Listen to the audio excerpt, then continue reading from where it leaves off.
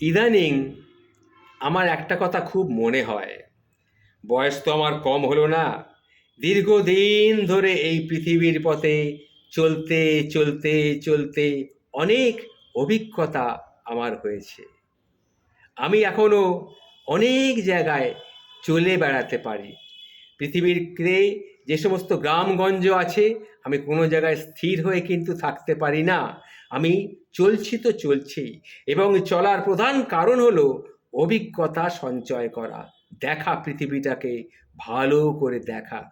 যতদিন আমি সুস্থ থাকি ততদিন এই পৃথিবীটাকে আমি ভালো করে দেখব, এটাই আমার সবথেকে বড় ইচ্ছা।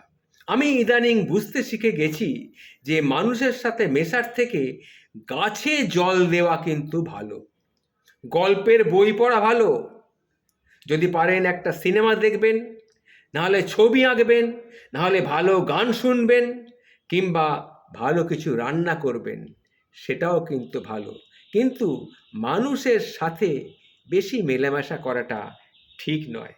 কারণ কি সেটা বলি, নিজের ভেতরে জমে থাকা কথাগুলো যদি আপনি কাউকে বোঝাতে চান, ভালো দেখে তাকে বোঝাতে চান যে ভালোভাবে কিছু করতে চান, দেখবেন আপনি পারবেন না। সে উল্টে আপনাকে কিছু বুঝিয়ে দেবে।